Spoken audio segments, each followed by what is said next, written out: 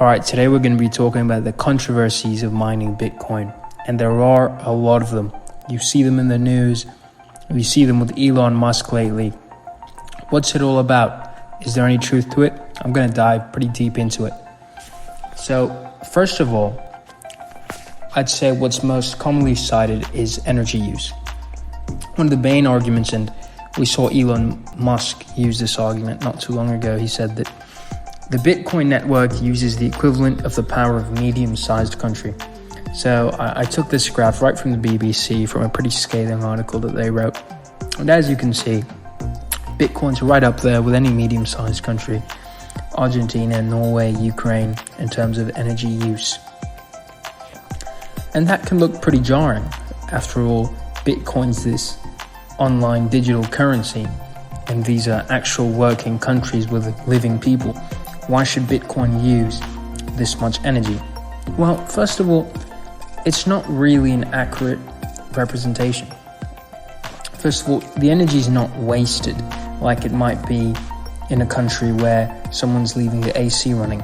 Actually, all of the energy that's being used for Bitcoin is being used to secure the blockchain, making Bitcoin hard money and making it immutable and making it resilient to attacks and making money secure, and thus providing a decentralized hard money for anyone to access in the world.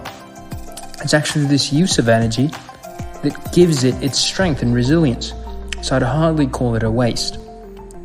But if you want to go on by the argument of simply use, that it simply uses a lot of energy, well, this is still a rather flawed comparison because you're comparing apples to oranges. How are you going to compare a new decentralized financial system, financial layer that operates across borders and that presents hope for people with capital restrictions in their country?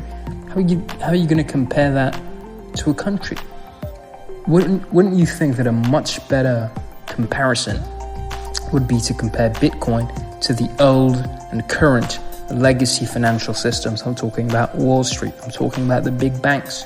I'm talking about the SWIFT payment system. Well, if we touch on the carbon footprint, you'll see this graph here at the bottom.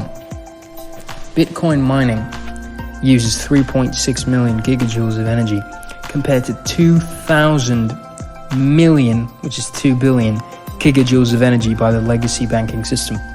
This shows you how inefficient it is. Bitcoin doesn't have hundreds of thousands of workers working in Manhattan skyrises, burning the midnight oil as investment bankers.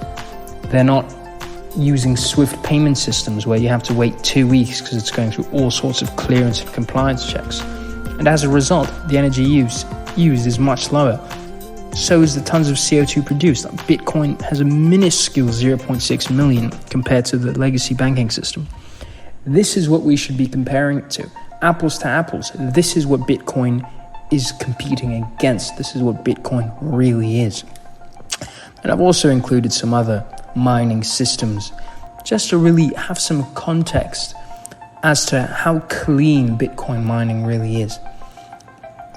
One argument that might be somewhat legitimate is the e-waste. The fact of the matter is that I spoke about this in my Bitcoin mining video, that Bitcoin mining is so competitive and the difficulty of the hash rate rises so quickly that GPUs quickly become redundant, even sooner than they might. So, a GPU lifespan might be 5 to 10 years, but after just 2 years it might become redundant. So in this way, there is a lot of e-waste produced by the Bitcoin network.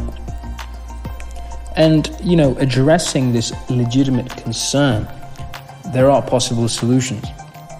I think you'll find a general theme throughout many of the videos is how enterprising the crypto industry is. And at the forefront of innovation are projects like Ethereum, Cardano, Tezos. They have already developed what Ethereum's trying to with 2.0, but it's coming soon, so they claim. They've developed proof-of-stake systems.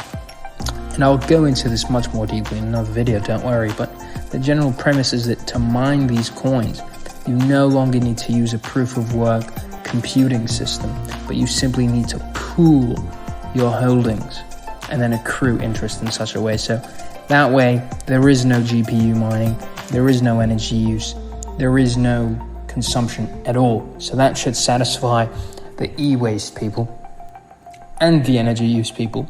But frankly, as we've discussed, the concern about energy use is rather misplaced. You cannot compare a new financial system to a country. You must compare it to the current legacy one. And as you can see, they are miles apart. Cheers, guys, and I hope this has been informative.